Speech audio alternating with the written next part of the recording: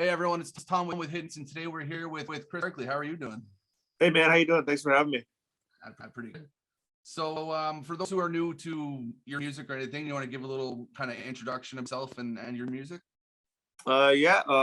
So I'm Kris. I'm from Ajax, Ontario. Originally, I was a hockey player for the majority of my grown-up life, and then lost a bet. Ended up starting to write songs and play songs, and fell in love with country music. And you know, fast forward a bunch of years, and here we are, man, still doing it and loving it. And yeah, I ended up with country because there's some songs that are upbeat and fun, and you know, you like to have a good time too. And then there's also songs that tell stories and that are really well written and lyrical and all that kind of stuff. So I kind of like to mix both together, and so that's kind of how I landed on country.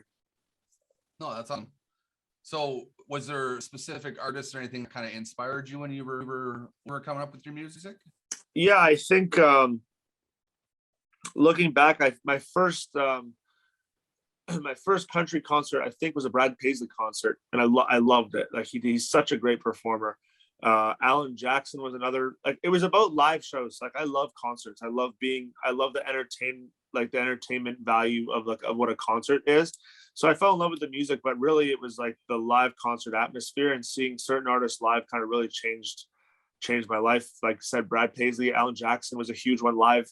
When Eric Church broke was right when I was like kind of getting into playing shows and stuff. And if I ever get to meet Eric, he actually made me quit my hockey career. So I had to talk to him about that. Yeah, and another big one was I saw Garth Brooks in Hamilton when he was in town, and I was just like, dude had me partying and crying song by song. It was like, you know what I mean? It was like one song I was dancing, the next song I was like trying to hold it back because I was with my buddies and I didn't want to let them know I was getting emotional. Then the very next song, it's a party again. It's this guy's magic, man. And so I just fell in love with that atmosphere, and it was like, yeah, this is home for me. Yeah, country music's great for telling a story. That's yeah. So first time we actually met was back at Boots and Hearts Fest. I believe you just got the emerging artist nomination or something like that. Yeah, here in front of me. Yeah. How was just even being at that festival and just enjoying that experience? Well, so there's a few things, and that story's got a few layers to it. I had been going to Boots and Hearts for years as a fan. I've done the GA tent camp in many years, and been there. You know what I mean? I got the T-shirt, and so I remember sitting out watching one of the artists perform, and I was leaning like up against the fence of like one of the light poles, like in the middle of the field. Yeah. And I was just leaning against it, and I was standing beside a buddy of mine, and I said, man, I don't know how, but I got to find a way to get up there, man. That looks so cool. Like, that looks like what a great experience to be able to get up there and do that thing. And so finally, when the day came where I got my opportunity to be up there, I looked out, and generally they set Boots and Hearts up like similarly each year, right? So you can kind of count the light poles and stuff, and I kind of remembered, and I found that same light pole I leant up against years prior, but now I was looking at it from the stage, and it was kind of like a full circle moment, and just such a cool thing. I actually almost forgot the words to the song because I saw the light pole, and I remembered having that conversation with my buddy, and it just kind of like took me out of the moment for a second. It kind of caught me off guard, but it was a really cool moment for that to happen. But the emerging artist thing was super awesome. The talent was amazing. I don't get like overly nervous before I go. I get anxious and I get excited and I get like, you know, kind of like, I hope I don't screw up, but like I don't get nervous to a point of like not being able to almost, you know, running away kind of thing. But the talent was so good, and I was terrified to do the emerging artist thing. But the coolest part about it was we were a wild card vote, so we had to go in. So they picked the top, I think it's like 6 or 7. Then there's like the wild card vote to make it that's the final vote, and that's a fan vote.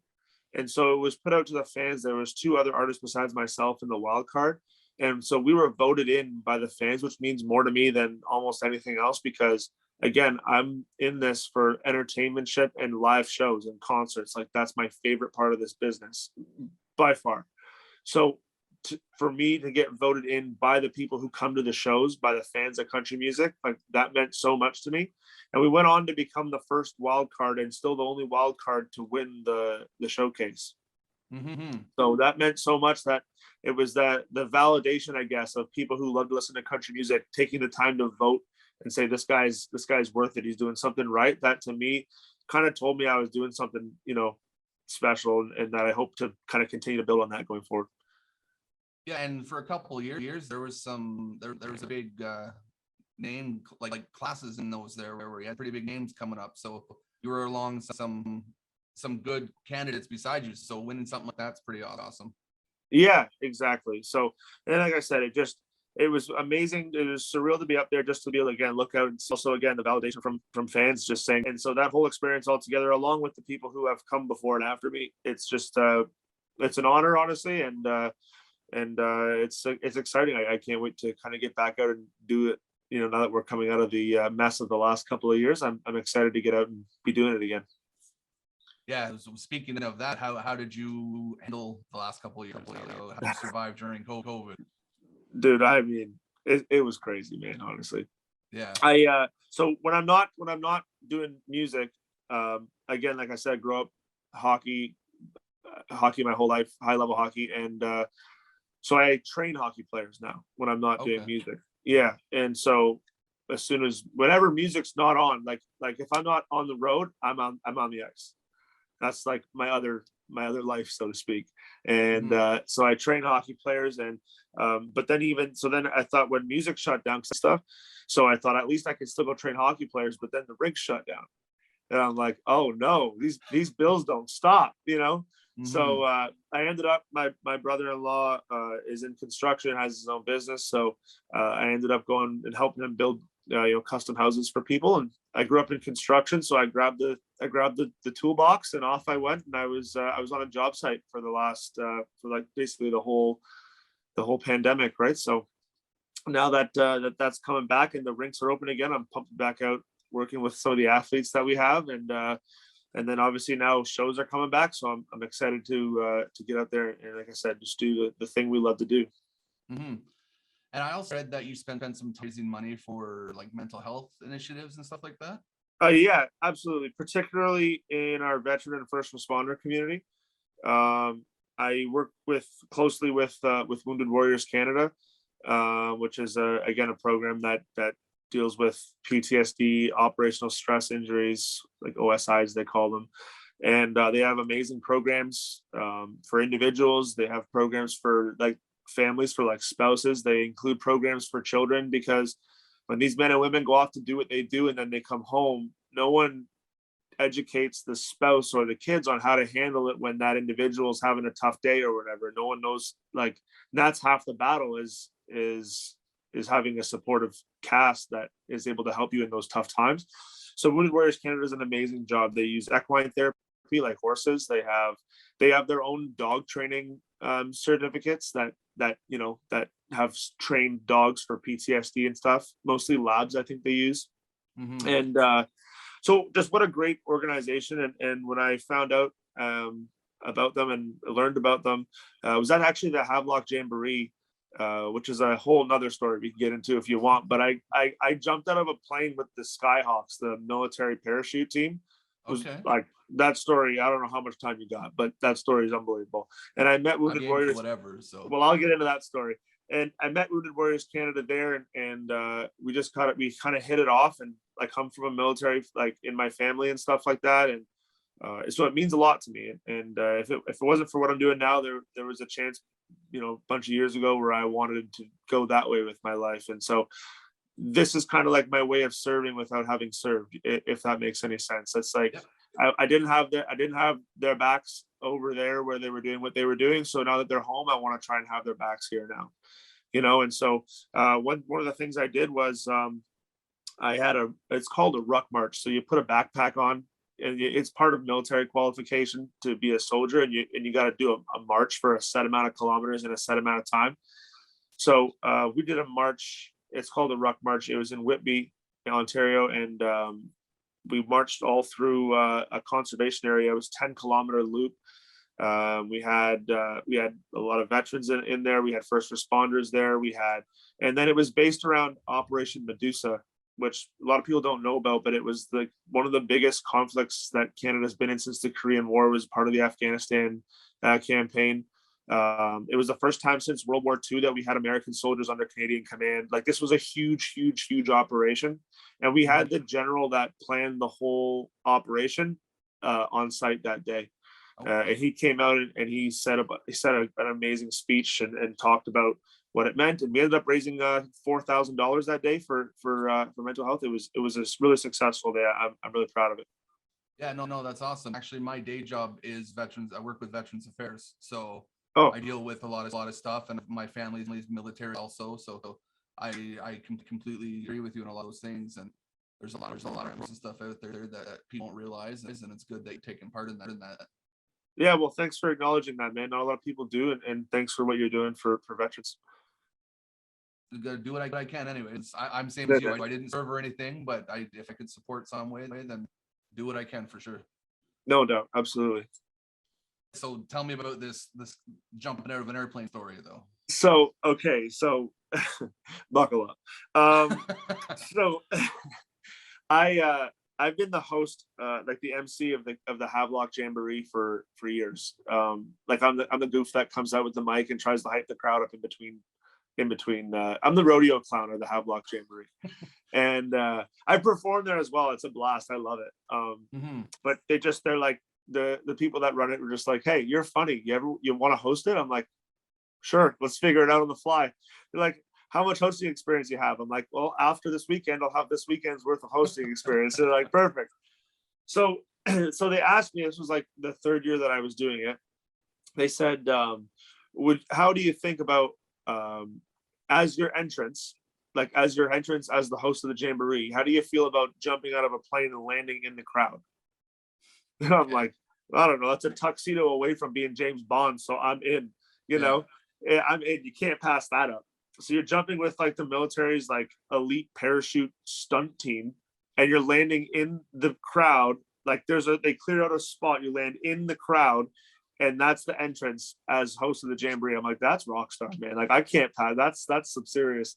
So that was it. So they literally drove me to Trenton Air Force Base, dropped me off, and said, see you back at Havelock. So I went wandering into like one of the buildings, like looking. I'm like, anybody seen the Skyhawks anywhere? Like, So I found them, and there's a whole thing. Like, when I met them, like, they were kind of like razzing me a little bit. They're kind of, like, the first thing I walked in there, and the first thing they were like, I'm like, yeah, I'm Kris from Havelock. We're gonna jump today. Like, and the first thing the guy said was, here's your next of kin form, fill it out. And I was like, oh, we're starting right off the bat. Like, yeah, no, hey, how's it going? Just right to the. They were kind of trying to get on my skin, which I realized a little later on, and a few more jokes later. And so yeah, we ended up jumping out of a Hercules, like out of the big boy with the ramp that drops down off the back.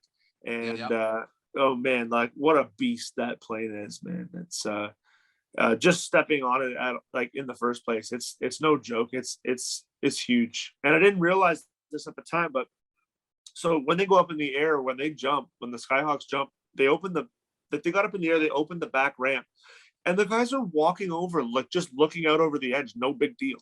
Like, and the guy says to me, he says, hey, can you keep your seatbelt on while the door's open? I'm like, yeah, of course I can. Like, I had intention of taking my seatbelt off with an open plane door, right? Yeah. And so what they did is they throw streamers down, like just regular streamers, and they watch how the wind takes the streamers, and that's how they figure out like where they're gonna jump from in order to land like in the right spot. I didn't know that was a thing, but the guy's like laying on his stomach, like hanging out over the edge of the plane, being like, "Yeah, it looks good out there." I'm like, "Yeah." It was terrifying to watch. Like, I was like, holy, like the adrenaline is just working, right? I'm like, okay, so is this the height that we're jumping from? And he's like, no, this is only 2,000 feet. I'm like, okay, where are we jumping from? He's like 12,500 feet. I'm like, oh, okay. So the ramp closes, and then you hear the engines like pick up. It's really loud in those planes. And then in like a minute, we went from 2,000 to 12,000. We were up there. And I don't know if have you ever been to Havelock? Do you know the Havelock Jamboree? I've been once, but it's been a while. Okay, you know the big stage though, like how it's the two stages together kind of thing? Yeah. Okay, so that was like the size of your thumbnail from where we were. Oh wow. And Okay. so, yeah, dude, like we were up there. And then so you got to get strapped up to the guy. So now I'm like cinched to this guy. And I'm like, dude, pull the straps tighter. Like, how tight can we get these? I don't care if I breathe the whole time down. And so we get to the edge of the plane. I kind of wanted to go first because I didn't really want to see anybody like fall out of an airplane. You know what I mean? That's not, Yeah. you know, like it would have, sure enough, we were like third, I think. And so the ramp door opens up again. And the guy says to me, like, he's right behind, obviously right behind me. He says, listen, man, you got two options. When the door opens, you either can curl your legs up and I'll walk us off the plane, or you can walk off yourself with me. But if you go, you got to go. You can't like stall halfway out. Like that's like worse. You know what I mean? Yeah. So if you're going to go, you're going to go, but you can't hesitate. You got to go. Either that or just curl your legs up and I'll get us out of the plane. He goes, Okay. but he gave me like a technique to come out of the plane. And we were coming out doing a gainer, like an inverted backflip. Okay. I'm like, oh, so this is my first jump of my life. And we're not just going to jump. We're going to jump and do tricks. Okay, perfect. So again, like I have military in my family. My grandfather, like 27-year military career, retired as a warrant officer from a potato peel in private all the way to a warrant officer, right? So like he would have rolled over and climbed out of his grave and slapped me if I curled my legs up and let somebody else walk me off the plane, right? Yeah. So I'm like, I'm walking one way or another. I'm walking. And sure enough, the door master's like hanging on, just looking out and pacing the guys jumping off the plane, right? Yeah. So he looks over, gives us the signal, and I felt the guy tap my arm and just gave me like one of these. And it was like, at that moment, all the nerves kind of just like were gone. And I just took the 6 or 7 most deliberate steps of my life, and out we went. The nerves were completely gone. Really? I have a fear of heights, so man, I don't think I can do that. It was one of those things, man. Like when I looked out for the first time and I saw the door open, I looked out and I saw how high we actually were. Dude, I was like, I'm not trying to be like some kind of tough guy. The breathing was going. I was losing it. I was like, holy smokes, man. Like, am I really going to do this right now? But when you get the signal and it's time to go, it was the most deliberate, and I was trusting the guy obviously on my back, right? Yeah. So who had like 900 and something jumps in his life. Okay, so like, holy, you know? Yeah. And so we went out, we came out, I did what he told me to do, and we came out doing an inverted backflip, and then we did a free fall for like almost a minute. We pulled the chute, and once he said we had a good chute, went through his checklist or whatever, he actually let me steer the parachute coming in. So it was cool, man. Yeah. And then we landed, he unclipped me, and they had a microphone ready, and I grabbed the mic, and I'm like, what's up, Havelock? You know, and that's how, oh man, it was a really cool experience. So yeah, and there's musicians and stuff that have never done like that, and probably never will. So that's pretty awesome. Yeah, it was special for sure. But afterwards, the guys asked me, like, after they packed up their parachutes and did their photos and all that kind of stuff, we were hanging out after. I knew where their campsite was, so I popped over and had a beer with them. And they said, what was your favorite? And I didn't mean this to happen the way they did. They go, what was your favorite part of the jump? And to go back to what I was saying about how committed I am to the veteran community and all that, I said getting on the plane in the first place was the most impactful part of the jump. Most people would probably say the free fall or the landing and for me it was just stepping on the plane and sitting in those mesh webbing chairs and stuff. Yeah. I said there's many pairs of, I said this at the time, I didn't mean it to be so heavy, but it kind of came across that way. I said there's many pairs of boots that get on that plane and sit in that same seat I sat in that don't have the opportunity to get back on the plane and come home. So the honor just to step on the plane and be there in the first place meant more than anything else. And it probably only took like 2 seconds of silence, but to me it felt like 10 minutes. I'm like, oh, I went too heavy, I went too serious. Like, and the captain of the Skyhawks turns around and he's like, he can stay, get him a beer. Yeah. So we made friends, man, and those guys, we partied the whole weekend. They were awesome. They stayed for the whole weekend and had a good time. They didn't leave. They could have left. They stayed, and they were great guys. And so again, happy to support that community all day long. Nice. That's awesome. Yeah, that sounds like fun. I mean, yeah, I probably would do it if I was up there, but just thinking about it right now is like, whew, I don't know. There's a video on YouTube. If you type my name and then Skyhawks into YouTube, there's like a minute 30-second video of like fast forwarding throughout the whole process of getting on the plane, getting hooked up to the guy, and it's worth a watch. It's a pretty cool bit. The guy that, like, another guy jumped out at the same time with us and flew like because they can control themselves in the air like to no end. Like they're unbelievable at what they do. And the guy flew in with a helmet cam on, and they flew like 5 feet away from us. I could have reached out and touched him. Yeah, those guys, I guess 900 jumps, get some practice and figure out what you can do. Tell me about it. Yeah. So yeah. One of the main reasons we're actually here talking though is about your music, and you have your new release, More Than Whiskey, that just dropped recently, I guess. Yeah. How did that go? Like how was that drop? So I mean, it was awesome. First and foremost, it felt amazing just to kind of be back in like releasing music again. You know what I mean? Like just back, kind of feels like I'm kind of back in the game. Just kind of, not that I ever really left, but obviously it's been a wild couple of years, and you got to do what you got to do to kind of make ends meet. And that's why I was working the construction and trying to teach as much hockey as I could, just because like everything's so expensive, right? And like I said, the bills don't stop. So it was definitely a grind for the last little while, but to be, when I got back in the studio and started recording and like quote unquote like singing for real again, you know what I mean? Like not to my steering wheel or my shower head, singing for keeps, like for, it matters. And that was just such a good feeling to be able to do that. The song came to be in such a cool way. I had written a bunch of songs. We had a bunch of songs on the table trying to figure out which one was going to be. And I texted Megan Patrick. We're from the same area. We've been friends for a long time. And I just texted her out of the blue and I said, "Hey, hope you're doing well. Blah, blah, blah. I'm looking for a single. I got a bunch of songs on the table. And if you happen to have something, I know you write all the time. If you happen to have something that you wrote for somebody else and it didn't get cut, and if you think it could fit me, then, feel free to fire away," kind of thing. And she just said, "Hey, I got this one, feels like it could work for you." And she sent it to me, and that was More Than Whiskey. And so I listened to it one time and I just fell in love with the chorus. It hit me real hard and I just loved it. So I texted my management and everybody, my producers and stuff, and I said, "Hey, this feels real good. Like, what do you guys think about this?"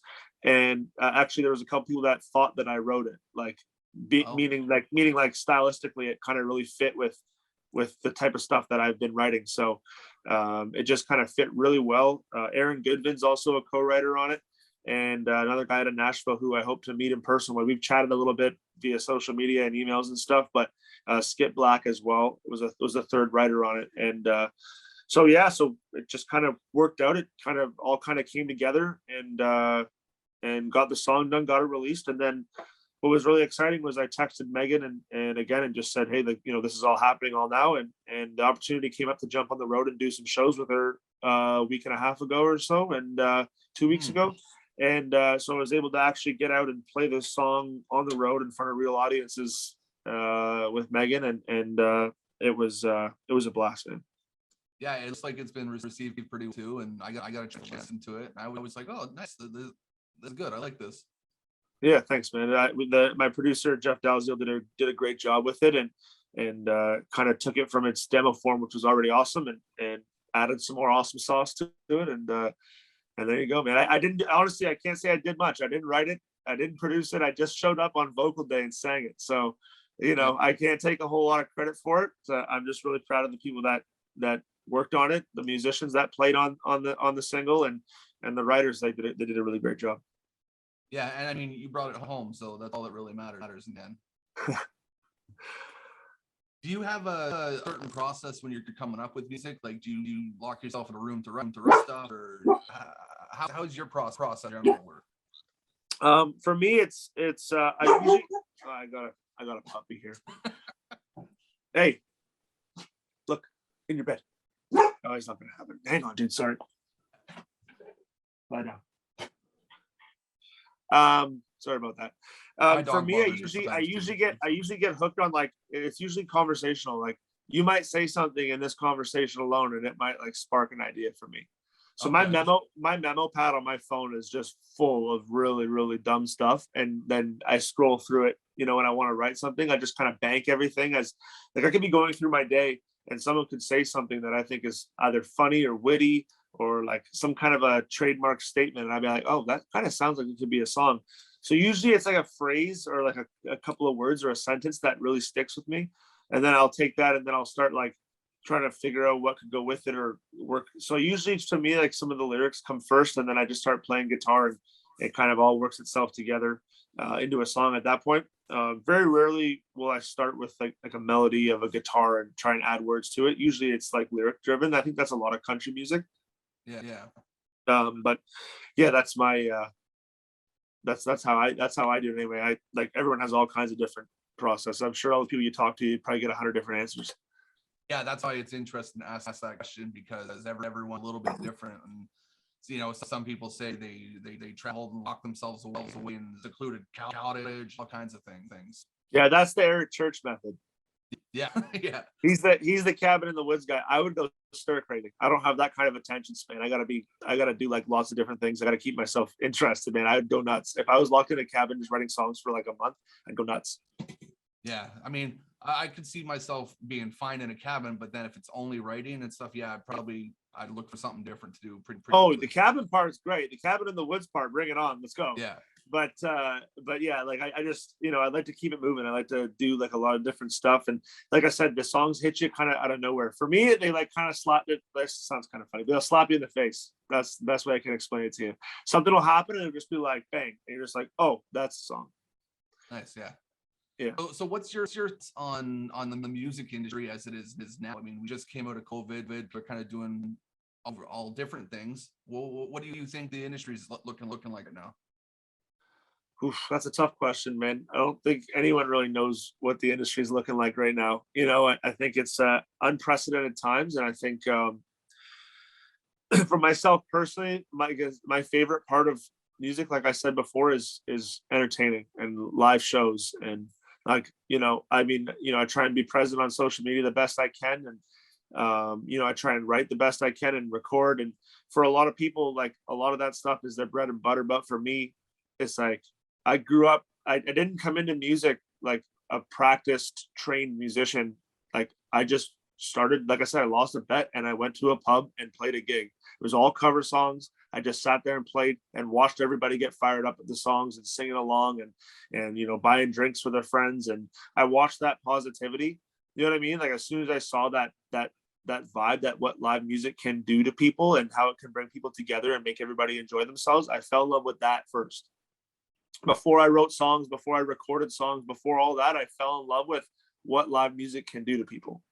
Mm-hmm. So for me, I hope that we continue to get back to a point where I can keep doing that, because I truly do love being up there, getting a rise out of people. Like I'll like sometimes, like when you're playing a show and you hear someone from the crowd yell something out, I turn and make fun of them right back. You know what I mean? Like just like, and that usually gets somebody else going and somebody else going. And the next thing you know, you got a big rowdy crowd in front of you. And I mean, that's like I said, that's my favorite part of it. So where we're at in the industry, I think we're trying to get back there. I think that's where the industry is trying to go and obviously you're seeing the return of some of the festivals and some events and stuff like that. And you're seeing some artists come out and announcing some shows, which I'm in the process of doing as well. I hope to continue just to go get back to that part of the industry. I mean, artists are still able to record and release songs, which is great. And we're thankful for obviously technology and our social media platforms and like your, I don't know, Apple Music, Spotify, like all that kind of stuff, like the platforms that you can stream music from. We're thankful for all that because we can still get our music out to everybody. But for me personally, there's nothing better or more connected than playing a live show for a bunch of people. Yeah, I mean, so Hidden Beats itself starts like concert photography and live shows and things like that. So we only started doing views during COVID because what else were we going to do? And right. And I miss it myself. I actually got to shoot Passenger the other day. He was here in Ottawa, and then we did Billy Talent. A couple of those other big shows. So it's live music is definitely the place to be, and that's what we like to see. So I think the people are really excited. Like when we played those shows with Megan, I was opening for her. I had like a half-hour slot opening for her, and it was acoustic. It was just me and my guitar player, but people were pumped just to see live music again. The crowds were awesome. Everybody was like, up and to acoustic. They were up and like dancing and singing and clapping and everything. Like, you know what I mean? In a theater as well, where it's promoted to like sit in your seats, and people were still getting up and dancing and clapping along, and that was to an acoustic opener. People were just excited. Like it's exciting to be able to go back to go see a show again. Like, you know what I mean? So I really hope that the momentum continues to build and that we continue to be able to do it. Cause like I said, I truly love it. Nice. So, I mean, in the past, you opened for some big names like Kissel and that. What, like, and you're talking about new shows and new stuff coming up. Is there anything interesting planned that you can spill now? Nothing that I can spill at the moment. We do have a bunch of stuff we're playing all over the place. We have some stuff confirmed, some stuff being confirmed. But I'm just trying to get out, whether it's a huge show or whether it's somebody's backyard barbecue. Man, I'm just trying to get out and play as many times as I possibly can this year. And like I said, we have some like beer fests and all kinds of other fests and all the fests, all that type of stuff. It's that time of year when everyone wants to get out and do stuff, and there's always live music at all those fairs and festivals and stuff, which is awesome. But like I said, I took almost everything that came my way this year just to kind of, like I said, I just want to be out there playing shows and entertaining people, make people laugh, make people smile. Like, I think that's what people need right now. Like, you know what I mean? Like, I think that the world needs a whole lot of that right now.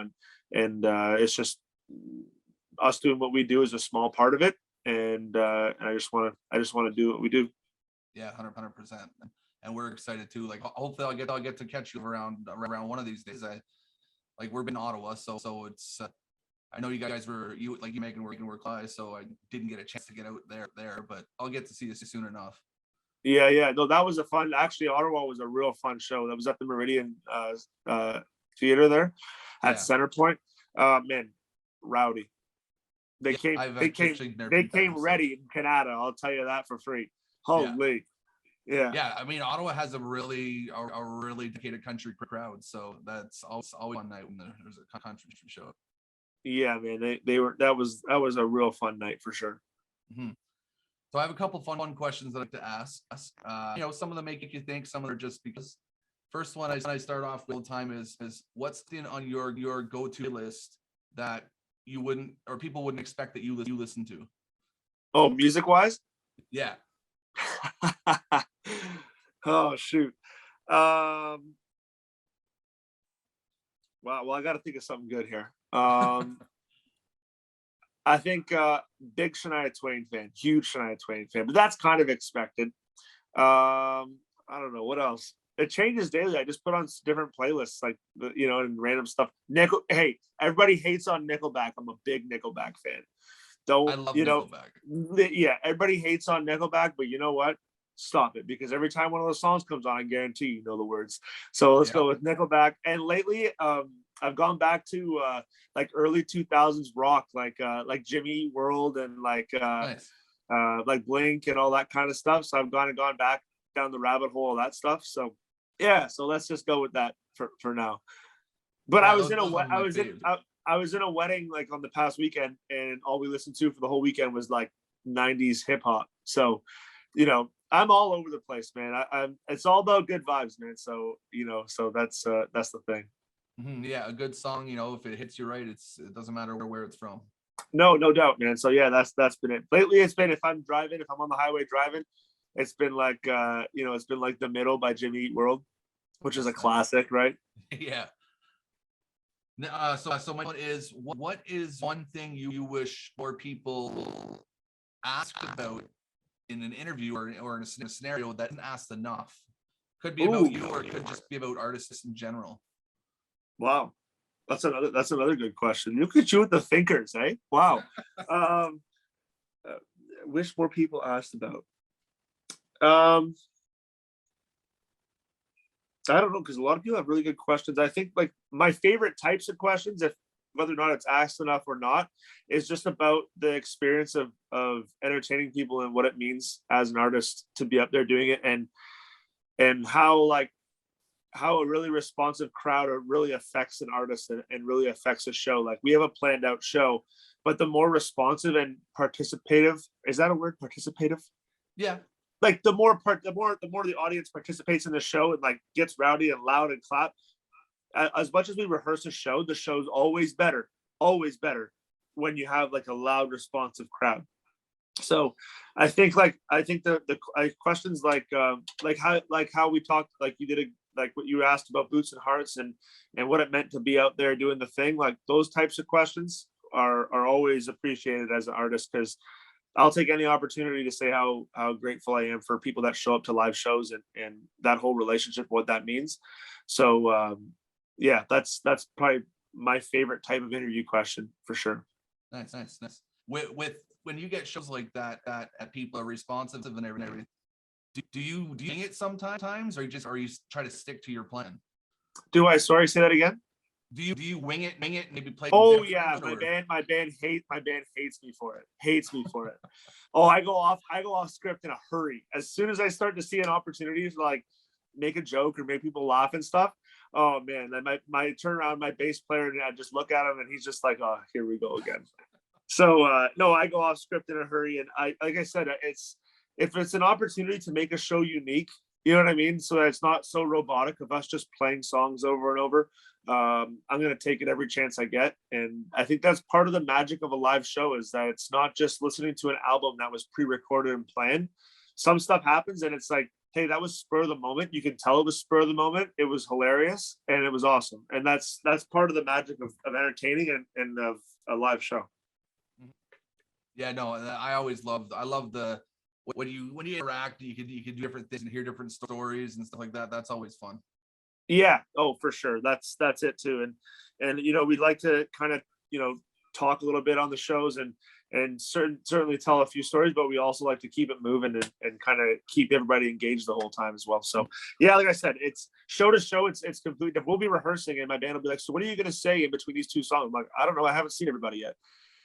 Once I get out there and I start talking, I'm like, I'm going to talk about this song, but however, if somebody holds a beer straight up in the air, I'm going to probably comment on that, and if something happens here, then I'm going to probably do that. And, and so again, there's a lot up for interpretation, and I definitely wing it a lot. Nice. So this last question I have is always, this is one of my favorites because it's interesting to hear everyone's kind of thoughts. What is one piece of advice that you were given when you were coming on music that you held too tightly? That I held too tightly? Yeah, that really struck a nerve for you. That served for me. Wow.